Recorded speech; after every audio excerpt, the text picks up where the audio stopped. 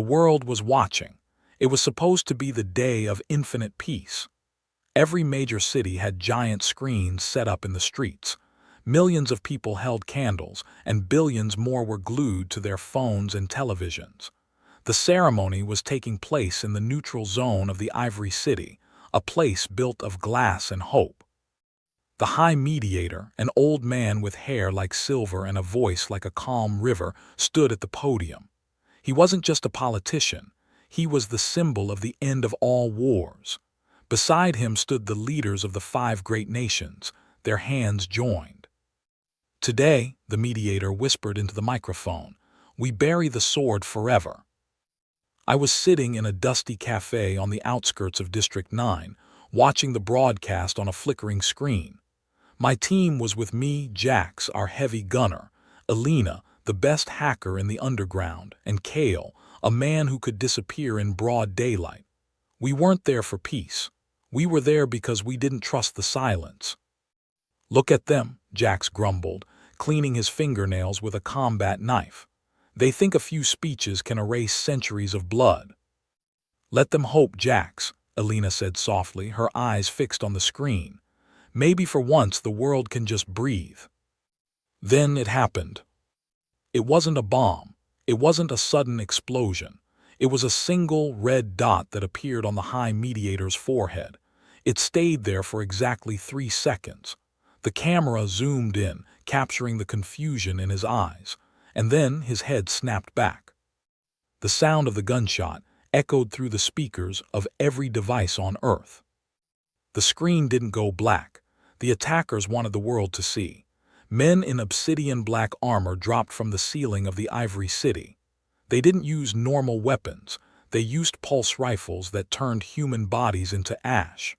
On live television, in high definition, the symbols of peace were hunted down like animals. The Ivory City, the city of glass, began to shatter. The screams of the crowd at the event were deafening, but the silence of the billions watching at home was even louder. "They're doing it," Kale whispered, standing up. His face was pale. "They're actually doing it. They're killing the idea of peace." On the screen, a man in a faceless black mask walked up to the main camera. He stepped over the fallen podium. He didn't say a word. He simply raised a hand, and behind him, the Ivory City erupted in a massive, blinding explosion. The feed cut to static. The cafe was silent. Outside, in the streets of District 9, the cheers had turned into cries of terror. People were running, realizing that the protection of the law had vanished in a single broadcast. I stood up and put on my heavy leather coat. I felt a cold, familiar weight settling in my chest. For years, I had tried to forget the smell of gunpowder. I had tried to believe that maybe, just maybe, I could live a normal life. But the world didn't want peace. It wanted a monster. "Chief?" Jax asked. He was standing now, his hand resting on the grip of his massive rifle. "What's the play?" I looked at my team. We were the ghosts of the old wars, the ones they tried to hide when the peace talks started. We were the Unbreakables, a unit that didn't exist on any map. "They wanted to show the world that peace is a lie," I said, my voice sounding like grinding stones. "They wanted to show that they are the new masters of fear. They brought the end of the world to everyone's living room." I walked over to the corner of the cafe and ripped away a false wall, revealing a locker filled with weapons that hadn't seen the light in 5 years. I grabbed my signature twin handguns, heavy, black steel with justice and mercy engraved on the barrels. "They killed peace on a live broadcast," I said, checking the magazine of the first gun. The click echoed through the room. "They think they've won because no one is left to fight back." I looked at the static on the TV screen. "They're wrong. They wanted a show. We're going to give them a war. And this time we aren't stopping until there is nothing left standing. No more treaties, no more talks, just fire." Alina's fingers flew across her portable deck. "I've traced the signal, Chief. It didn't come from a rebel group. It came from within the Ivory City's own security network. It was an inside job by the Iron Hand, a private military group funded by the elite."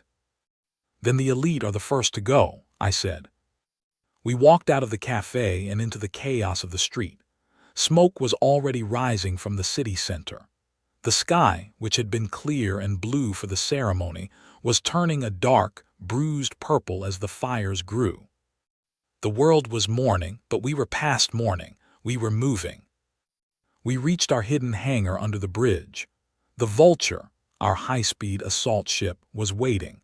It was an ugly, brutal piece of machinery, but it was fast and it carried enough firepower to level a fortress.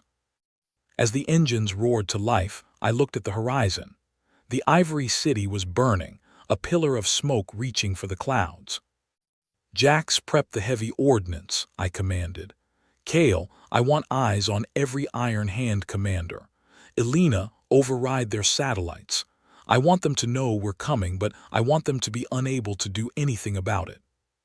And you, Chief? Elena asked. I strapped my helmet on, the red visor glowing in the dark hangar. I'm going to go find the man in the mask, I said, and I'm going to make him wish he had died in that explosion. The Vulture lifted off the ground, its thrusters screaming. We tore through the air, heading straight for the heart of the chaos. The era of peace was over. The era of war had begun, and we were the ones who were going to finish it. The Vulture sliced through the clouds like a jagged blade.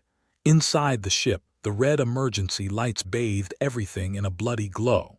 We weren't flying toward a rescue mission. We were flying into the mouth of hell.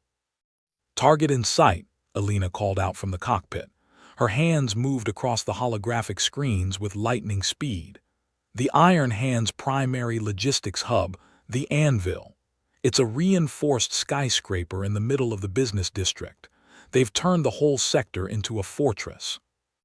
I stood behind her, looking at the thermal scan. The building was glowing bright white. Thousands of soldiers, automated turrets, and armored vehicles surrounded the base. They thought they were safe because they had the numbers. They didn't realize that numbers don't matter when you've already decided you have nothing to lose.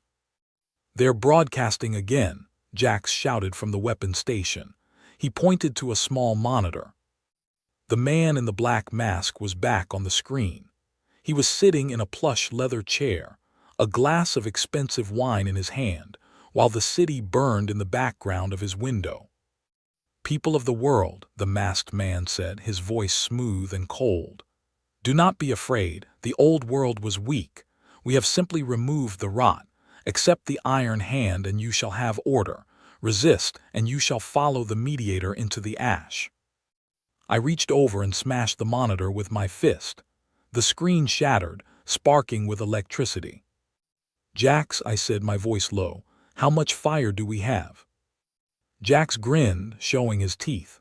Chief, I packed enough thermite and high-explosive shells to turn that skyscraper into a pile of toothpicks. Just give the word. Drop us on the roof, I ordered Elena. Jax, you and Kale take the top-down approach. I want the communication arrays destroyed first. I want them blind. I want them screaming for help that isn't coming. Copy that, Elena said, pulling the lever. Brace yourselves, we're going hot. The Vulture dived. The ground-to-wear missiles from the Anvil began to streak toward us, leaving trails of white smoke in the dark sky. Elena spiraled the ship, flares popping off the back like fireworks to distract the heat seekers. Deploying now, Kale yelled. The bottom hatch of the Vulture hissed open. The wind roared into the cabin, a cold gale that smelled of salt and smoke. Kale and Jax didn't hesitate. They hooked their lines and plummeted into the darkness, disappearing toward the roof of the skyscraper. I waited. My heart was a steady drum in my chest, 100 beats per minute, calm, precise. 3, 2, 1, impact, Elena whispered. A massive explosion rocked the top of the building. The communication tower snapped and tumbled over the side, falling 60 stories to the ground. The broadcast for the entire city went black. The order was interrupted. My turn, I said. I didn't use a rope. I activated my gravity boots and stepped out into the empty air. The fall was a blur of lights and wind. I crashed through the glass windows of the 50th floor, the executive level. I landed in a roll, glass shards flying everywhere, before the guards could even raise their rifles. I pulled justice and mercy. Bang, bang, bang. 3 shots, 3 bodies hit the floor. The suppressed sound of my handguns was like the heartbeat of a ghost. I stood up, the long tails of my coat settling around my boots. "Intruder, level 50, we need," a guard shouted into his radio.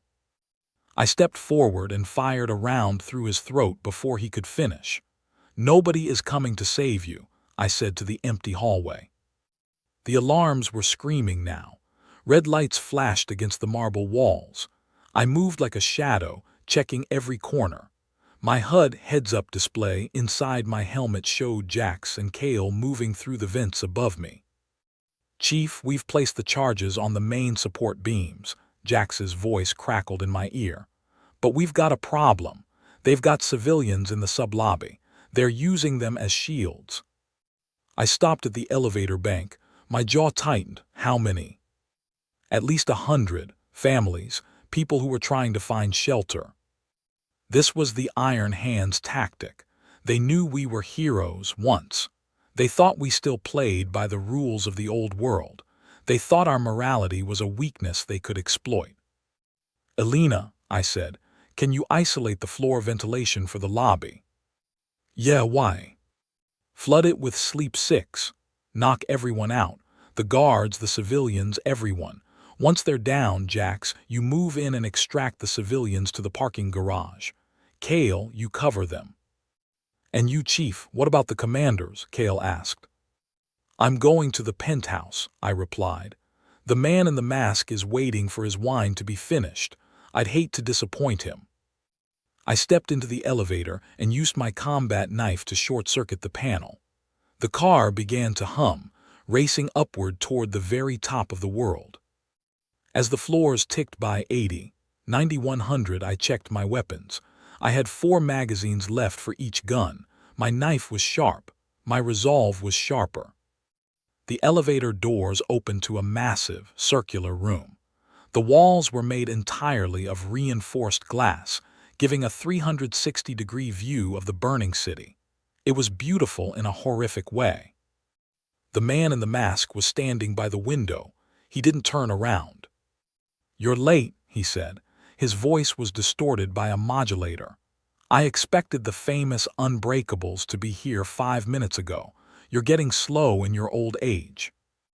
"We took a detour to save the people you were planning to use as bait," I said, walking slowly into the room. My boots clicked on the polished floor. The man turned around. He wasn't wearing armor. He was wearing a tuxedo. The mask was white porcelain, shaped like a smiling face. "People," he laughed, a hollow metallic sound. "They are sheep. They need a shepherd. The mediator was a weak shepherd. I am a strong one." "You're a murderer with a loud microphone," I countered, "and your broadcast just ended." Suddenly, 4 hidden panels in the ceiling slid open. 4 combat droids, sleek and silver, dropped down, their arm cannons glowing blue. "Kill him," the masked man said, taking a sip of his wine. The droids opened fire. I dove behind a structural pillar as plasma bolts melted the stone where I had been standing. I didn't panic. I breathed. 1, 2, 3. I swung out from the pillar, firing justice at the sensor eye of the first droid. The bullet pierced the lens and the machine sparkled and collapsed. I didn't stop. I ran across the room, sliding under the fire of the second droid. I kicked its legs out and jammed my knife into its neck joint, twisting until the metal screamed. 2 left. "Jax now," I yelled into my comms. Boom! An explosion rocked the building from below. The entire skyscraper groaned. The masked man lost his balance, his wine spilling across his white shirt. The distraction was all I needed. I jumped onto the desk, launched myself into the air, and fired both guns simultaneously into the heads of the remaining droids. They fell like scrap metal. I landed in front of the masked man. He dropped his glass. He reached for a hidden pistol under his jacket, but I was faster. I grabbed his wrist and snapped it. He cried out, dropping to his knees. I grabbed the edge of his porcelain mask and ripped it off. My heart stopped for a split second. I knew this face. It wasn't a stranger. It wasn't a greedy businessman. It was General Vance, the man who had trained me, the man who had led the Unbreakables 10 years ago. "General," I whispered, the shock momentarily cooling my rage. Vance spat blood on my boots, his face twisted in a sneer. "You always were too sentimental. Look at the world, son. It was falling apart. I didn't kill peace. I just gave it a mercy killing. I'm building something that will last 1,000 years. By killing innocent people. By killing the weak," he hissed. "And you're the weakest of them all. You think you've won. This building is rigged to blow. If I don't enter my code every 10 minutes, the whole district goes up. You kill me, you kill everyone you just saved." I looked at him. I looked at the city below, where thousands were still fighting for their lives. Then I looked back at the man who taught me how to fight. "You forgot one thing, General," I said, pressing the barrel of justice against his forehead. "What's that?" he gasped. "I stopped being your student a long time ago, and I stopped believing in hostages the moment you killed the mediator." I didn't hesitate. Bang! I stood over his body as the building began to shake. The countdown had started. "Alina, get the vulture to the balcony. Now," I shouted into the radio. "The anvil is coming down." The skyscraper groaned like a dying beast. Deep in its foundations, the first of the demolition charges began to detonate. The floor beneath my boots tilted sharply, and the expensive furniture in General Vance's penthouse slid toward the shattered windows. "Chief, the whole structure is losing integrity." Alina's voice was frantic over the comms. "The vulture is 3 minutes out, but the rooftop is already crumbling. You need to get out of there now." I looked down at the body of my former mentor. He had died with a smile, knowing that his final act of destruction would take me with him. I didn't have time for a burial, and I didn't have time for regrets. I grabbed the encrypted data drive from the general's desk, the one containing the names of the elite who funded this massacre, and ran for the balcony. "Jax Cale, where are you?" I shouted into my helmet. "Lobby is clear," Jax's voice came through, punctuated by the sound of his heavy machine gun. "We got the civilians into the underground tunnels, but the Iron Hand reinforcements are surrounding the building. They aren't letting us leave." "Forget the front door," I ordered. "Get to the secondary extraction point at the mid-level helipad. Alina is coming for us." I reached the balcony just as the top 5 floors of the anvil began to shear off. The wind at this height was a hurricane, whipping my coat around me. Below, the city was a map of fire and chaos. The Iron Hand wasn't just a private army. They were a virus, and they were spreading. Suddenly, a shadow fell over me. It wasn't the vulture. An Iron Hand hunter drone, a sleek black killing machine equipped with dual rotary cannons, rose from the smoke, its red sensors locking onto my position. "Oh, you've got to be kidding me," I muttered. The drone opened fire. I dove behind a reinforced concrete pillar as the marble railing was shredded into dust. I couldn't shoot it down with my handguns. The armor was too thick. I looked around and saw a high-tension cable running from the balcony to a neighboring building. I didn't think, I just moved. I leaped over the edge, grabbing the cable with my mag gloves. The friction sent sparks flying, and I zipped down the wire like a lightning bolt. Behind me, the hunter drone turned, its cannons tracking my movement. Rat-tat-tat-tat. Bullets hissed past my ears, snapping the cable just as I reached the halfway point. I went into a freefall, the ground rushing up to meet me from 40 stories high. "Alina, now!" I roared. The vulture roared out from behind a cloud of smoke, its side hatch open. I slammed onto the metal ramp, my fingers clawing for a grip. Jax reached out a massive hand and caught me by the collar of my coat, hauling me inside just as the hunter drone exploded in a ball of blue flame, hit by Alina's tail gunner. I lay on the floor of the ship, gasping for air. Jack slapped my shoulder. "Nice of you to join us, Chief. Did you bring the party favors?" I held up the data drive. The names of every man who paid for the mediator's death. They wanted a new world order. We're going to give them a bill they can't pay. "We've got a problem," Kale said, pointing to the ship's scanners. "The anvil's collapse didn't stop them. Look at the streets." I looked out the window. The Iron Hand wasn't retreating. With Vance dead, they had transitioned to Phase 2. Thousands of soldiers were pouring out of hidden bunkers across the city. They were setting up barricades and executing anyone on the street. They weren't just a military group anymore. They were an occupying force. "They're taking the bridges," Alina said, her voice shaking slightly. "They're trapping everyone in the city. They're going to burn District 9 to the ground to purify the population." "Not on my watch," I said, standing up and checking my ammo. "Alina, head for the radio tower at the edge of the district. If we can't stop the broadcast, we'll take over the signal. The world needs to know that Vance is dead and that his order is nothing but a slaughterhouse." "Chief, that tower is guarded by a battalion," Kale warned. "We're 4 people in a damaged ship." I looked at my team. We were bruised, bleeding, and exhausted. We were the ghosts of a forgotten war, but in our eyes the fire was still burning.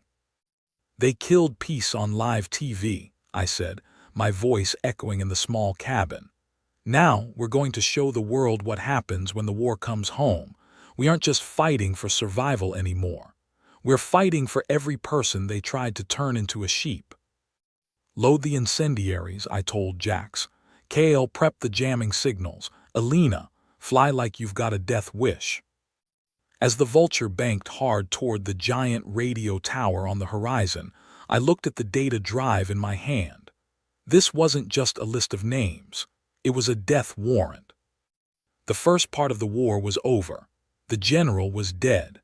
But the real monsters were still hiding in their ivory towers, watching the world burn from their screens. It was time to pull them out into the light. "Let's go to work," I said. The Vulture's engine screamed, and we dove into the heart of the enemy's formation, 4 shadows against a world of fire. The radio tower, known as the Needle, pierced the smoke-filled sky like a giant spear. It was the highest point in the city, the source of every broadcast, every news feed, and every lie the Iron Hand was feeding the public. "The perimeter is crawling with Reapers," Alina warned, her eyes darting across the radar. "Those are the Iron Hand's elite ground units. Heavy armor, thermal vision, and they don't miss." "Then we don't give them a chance to aim," I said. The Vulture screamed over the rooftops, skimming the buildings so low that the heat from our engines shattered windows. The Needle was surrounded by a massive concrete courtyard. Hundreds of Reapers stood behind sandbags, their pulse rifles pointed at the sky. "Jax, give them a reason to look down," I yelled. Jax kicked open the side door. He didn't use his machine gun this time. He grabbed the Rainmaker, a multi-barrel rocket pod we had salvaged from a downed gunship. "With pleasure," Jax roared. The sky filled with small, guided micromissiles. They rained down on the courtyard, turning the Iron Hand's defensive line into a sea of orange fire. The Reapers were thrown into the air like ragdolls. The sound was like 1,000 thunderclaps happening at once. "Dropping in 3, 2, 1, Alina shouted, tilting the ship. We didn't wait for a landing. Kale and I leaped from the Vulture, our boots hitting the hot concrete of the tower's base while the smoke was still thick.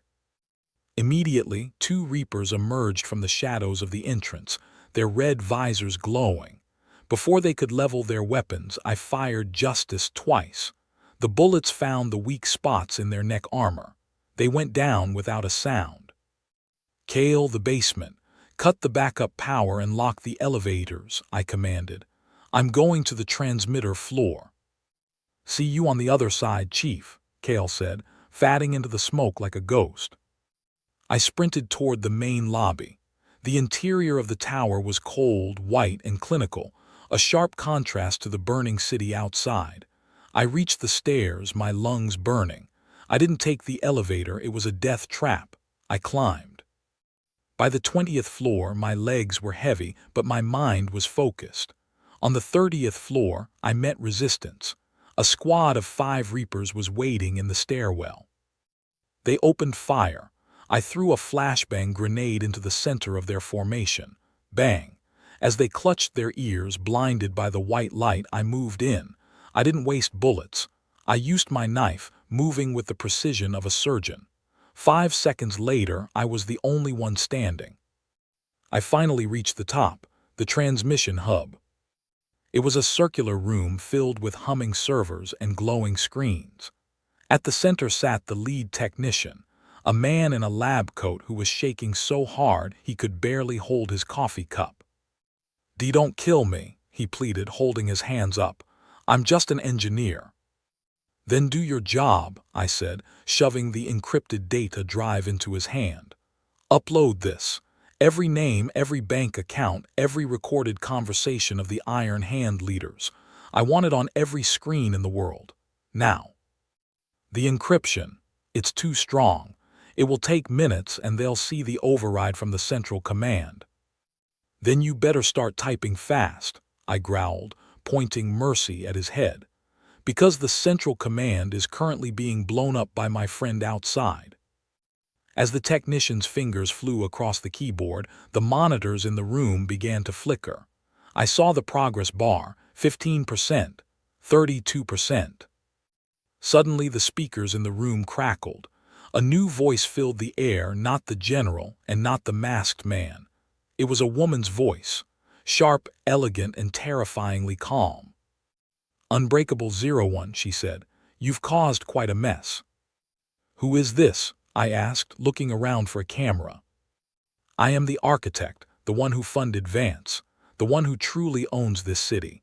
You think a few names on a screen will stop us? We are the economy. We are the law." "You're a target," I replied. "Perhaps, but look at your screens, hero." The monitors shifted. Instead of the data drive, they showed the streets of District 9. I saw Jax and Alina in the Vulture, surrounded by 10 hunter drones. I saw Kale in the basement, trapped in a room that was rapidly filling with poison gas. "I will give you a choice," the architect said. "Stop the upload and I let your team live. Finish the upload and you will be the only one left to watch the world fall." The technician looked at me, his face pale. "Chief, the bar is at 80%. What do I do?" I looked at the screen. I saw Jax fighting like a lion and Alina pulling maneuvers that defied gravity. They were dying for this. We had all agreed, no matter what, the truth comes first. I felt a tear sting my eye, but my hand stayed steady. "Finish it," I whispered. "But your friends." "I said finish it," I roared. The technician hit the enter key. Upload complete. Across the world, every television, every billboard, and every phone stopped showing the Iron Hand propaganda.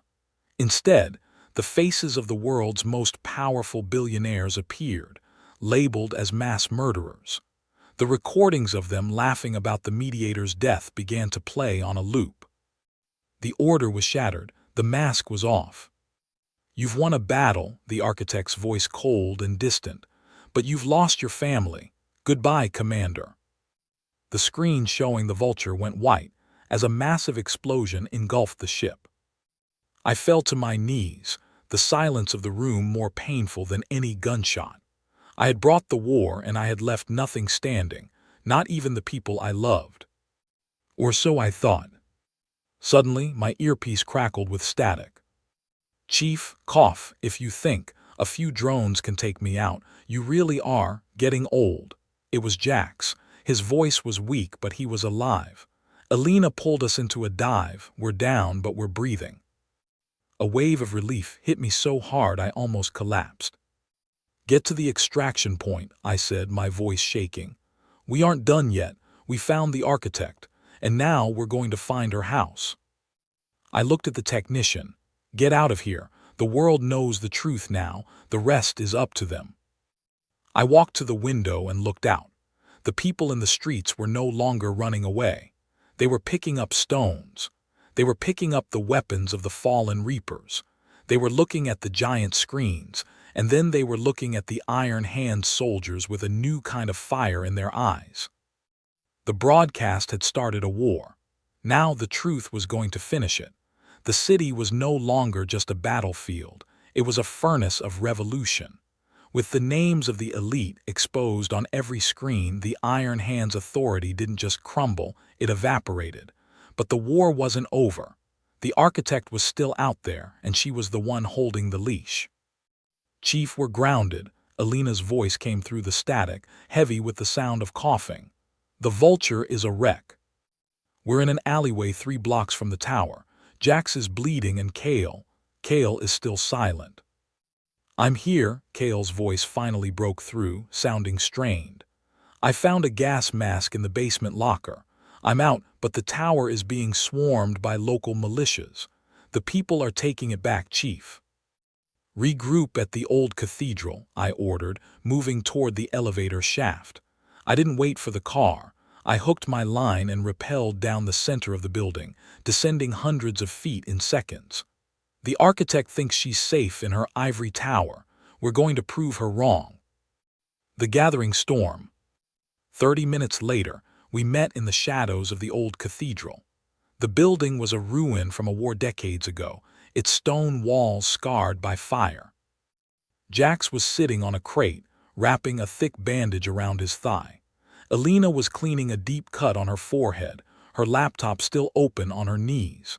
Kale stood by the shattered stained glass window, watching the street. We look like hell, Jax said, trying to grin despite the pain. Hell is where we're going, I replied, tossing the data drive onto Alina's lap. Can you find her, the woman who called herself the architect? Alina's fingers danced across the keys. I'm tracking the signal of that architect transmission. It didn't come from a skyscraper, it's coming from the sea. About 10 miles off the coast, there's a private artificial island called the Aegis. It's a floating fortress. A floating fortress, Kale muttered. How do we even get close? We don't have a ship anymore. I looked at the horizon. The sun was beginning to rise, casting a bloody orange light over the smoke of the city. The Iron Hand has a naval shipyard at the docks. They have Wraith stealth boats. We're going to steal one. Chief, Alina said, her voice turning serious. The Aegis isn't just a house. It's the backup server for the entire global financial system. If we go there and start a fight, we aren't just taking down a person. We're pulling the plug on the world's economy. The world's economy is built on the blood of the people she killed, I said, checking the chambers of justice and mercy. Let it fall. We'll build something better in the ashes. The docks. The shipyard was a nightmare of steel and searchlights. With the city in revolt, the Iron Hand had pulled back most of its forces to protect the docks. They knew the Aegis was their last stand. We need a distraction, I whispered. I've got it, Jax said, hauling a crate of high-velocity grenades he had borrowed from the tower. I'll set these off at the fuel depot on the north side. When the tanks go up, every guard in this yard is going to run toward the fire. Kale, you and Alina get to the terminal and prep the Wraith boat.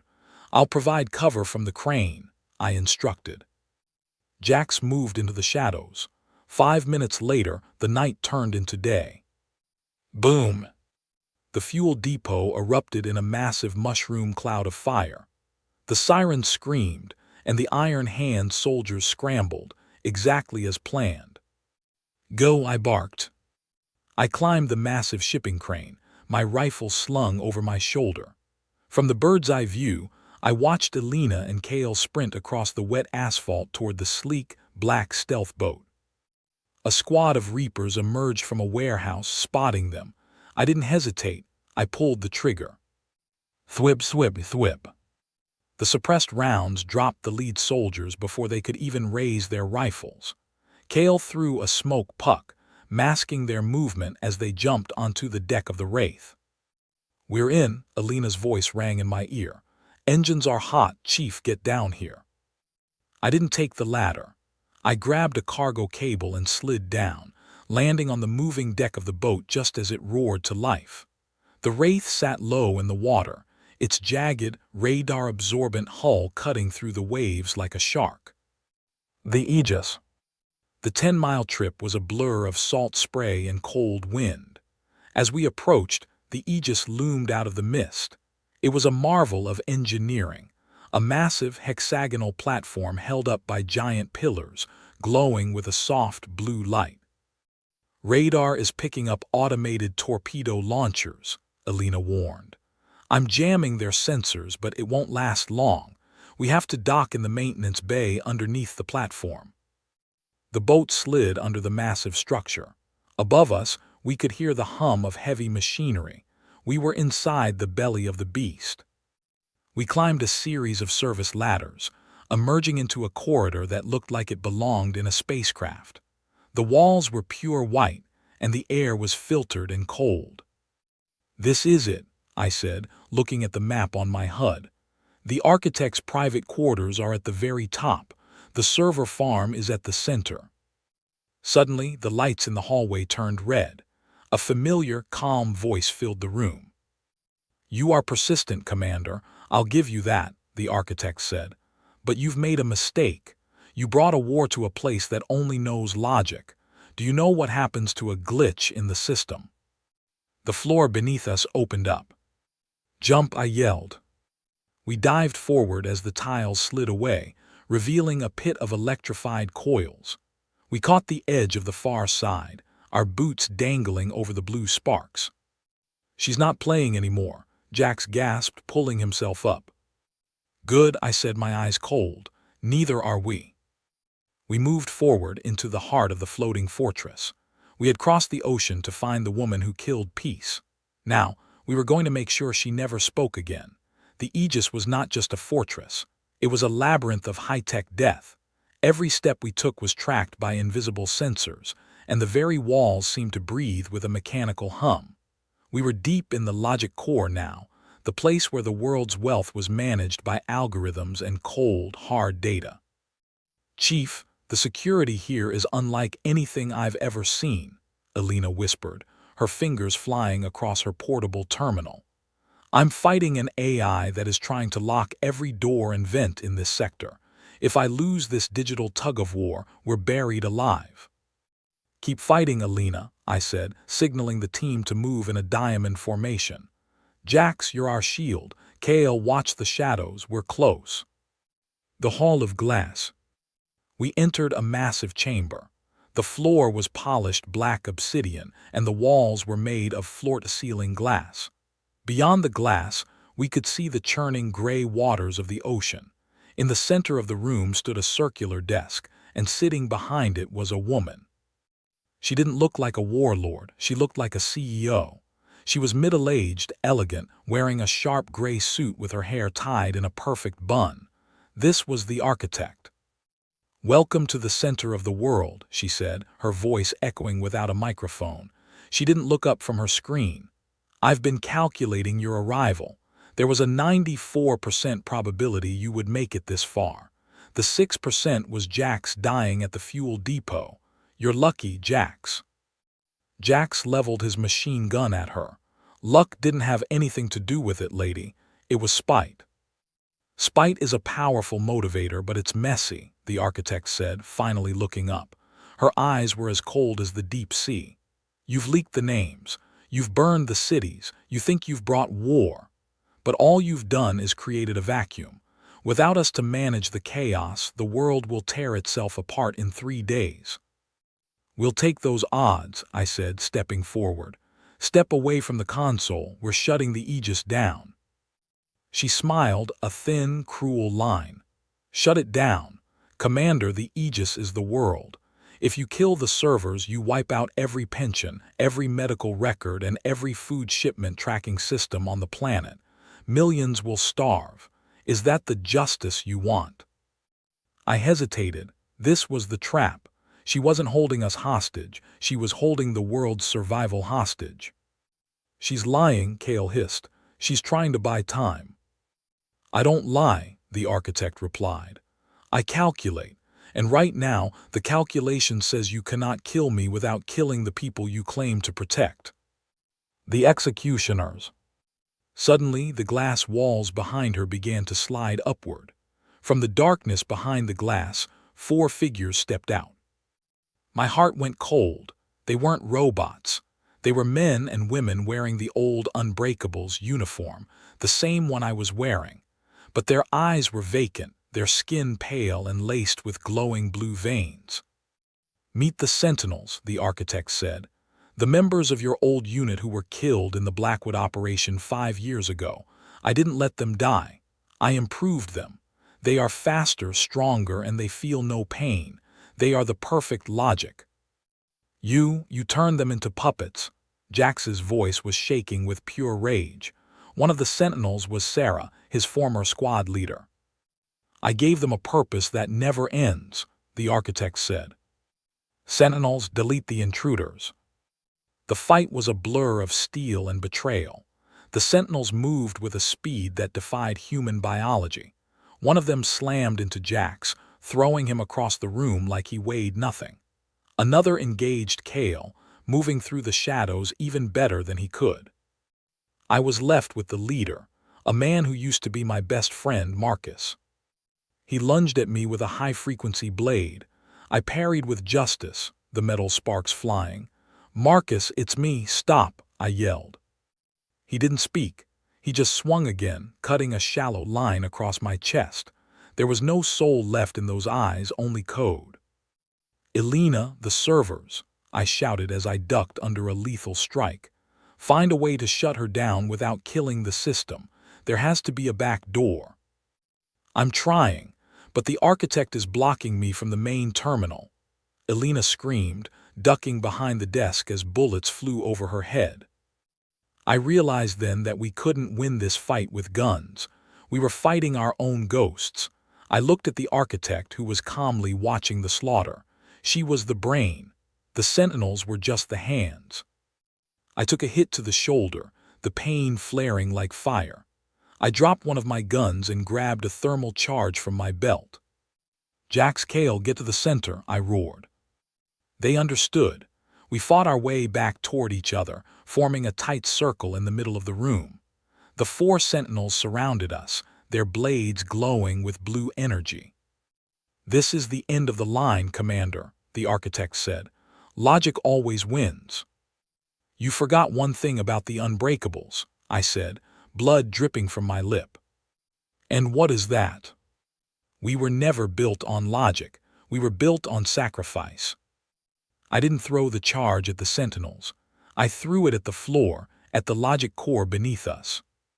"No," the architect screamed, her calm finally breaking. The explosion ripped through the obsidian floor. We didn't fall into electricity. We fell into the cooling vats of the main servers. The impact was freezing, the blue liquid slowing our fall. The room above us erupted in flames. The connection to the Sentinels' brain chips was severed instantly. Above us, I saw the glowing blue veins in Marcus's neck go dark. He collapsed, finally at peace. We were in the basement of the world now. The water was rising. The architect was still above, but her power was bleeding out. "Elena," I said, coughing up blue coolant, "can you reach the core from here?" "Yes," she whispered, her hands shaking as she plugged her cable into a raw data port. "I can't save the old system, but I can rewrite it. I can give the keys back to the people." "Do it," I said, "and leave nothing of her standing." The Aegis was tilted at a dangerous 20-degree angle. The explosion in the logic core had triggered a catastrophic chain reaction. Alarms blared, not the calm, artificial voice of the architect, but the raw, screaming sirens of a sinking vessel. Blue coolant fluid mixed with seawater, swirling around our waists as we struggled to stand. "I've got it!" Elena's voice was a triumphant scream over the roar of the rushing water. "I've bypassed her encryption. I'm not just shutting her out, I'm decentralized.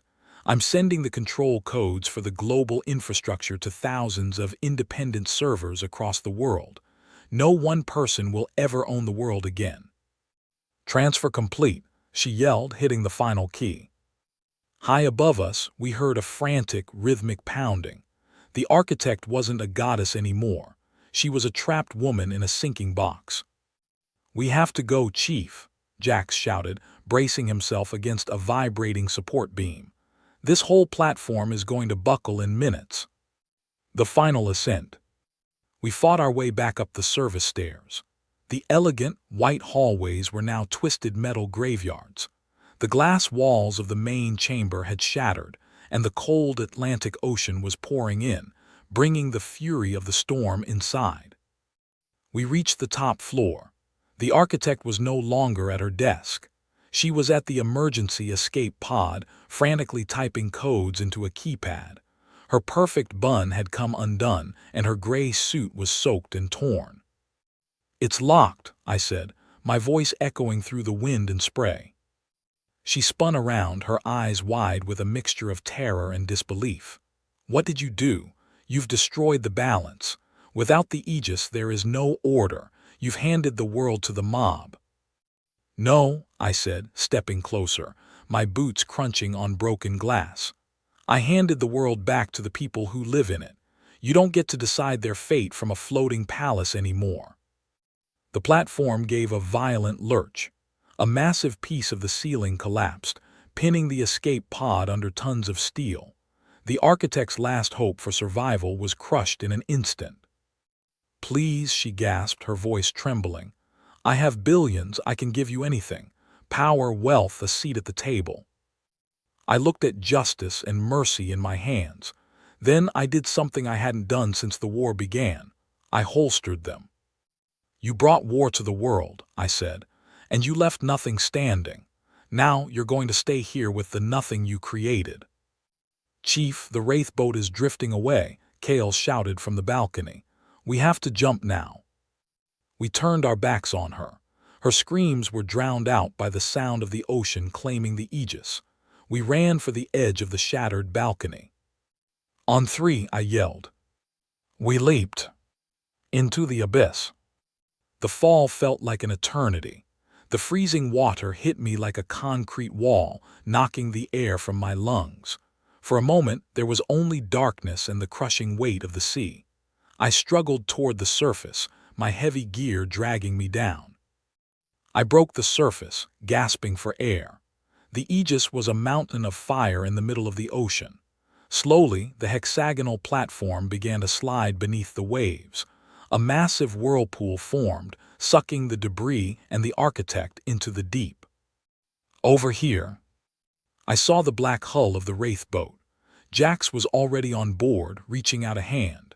He pulled me up, followed by Elena and Kale. We collapsed on the deck, four broken shadows watching the last of the Iron Hand's empire disappear into the Atlantic. The silence that followed was heavy. There was no cheering. There was no music, just the sound of the engine and the waves. "Is it over?" Elena asked, her head resting on her knees. I looked at the horizon. The smoke from the city was still visible in the distance, but the giant broadcast screens we had seen earlier were different now. They weren't showing the architect's face, and they weren't showing our data leak. They were showing people. People in the streets helping each other. People putting out fires. People standing in the ruins of the Ivory City, not as sheep, but as survivors. "The war is over," I said, wiping the salt from my eyes. "But the world is broken, and we're the ones who broke it." "We did what we had to do," Jax grunted, clutching his wounded leg. "Maybe," I said, "but we aren't heroes, Jax. We're just the ones who survived the broadcast." "Where to now, Chief?" Kale asked, looking at the compass. I looked at my team. We were the Unbreakables. We had killed the general, we had exposed the elite, and we had drowned the architect. We had brought the war, and we had left nothing standing. "We go home," I said, "whatever is left of it." As the Wraith boat headed toward the shore, the sun finally rose, clear and bright, over a world that was finally, terrifyingly free. The engine of the Wraith boat hummed a low, tired tune as we approached the city docks. The skyline, once a glittering crown of corporate power, was now a jagged silhouette of smoke and skeletal steel. The day of infinite peace had happened only 48 hours ago, but it felt like a lifetime had passed. We docked in silence. There were no soldiers to greet us, no police to arrest us. The Iron Hand had vanished, their funding gone and their leaders exposed. The world was in a state of shock, a quiet so deep it felt like the earth itself was holding its breath.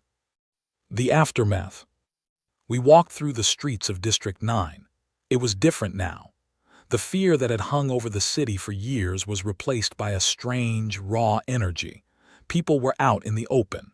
They were cleaning the rubble, sharing food, and talking, really talking, without looking over their shoulders at the cameras.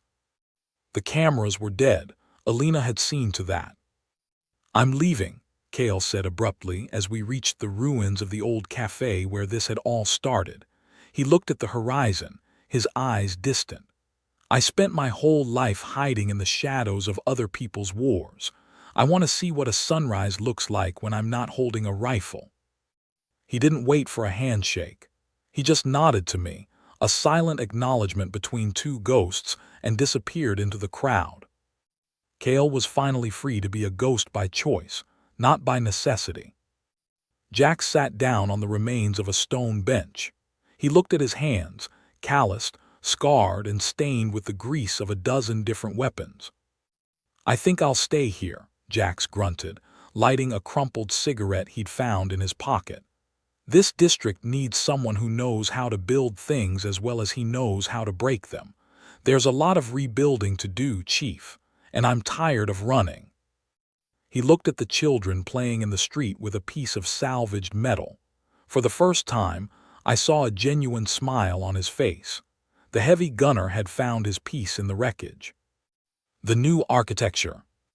Alina stood beside me, her tablet glowing with the faint data streams of the new, decentralized world. "The system is holding," she whispered. "The power grids are back online, but they're being managed by local councils now. No more architects. No more kings. It's messy, Chief. People are arguing, they're fighting over resources. It's chaotic."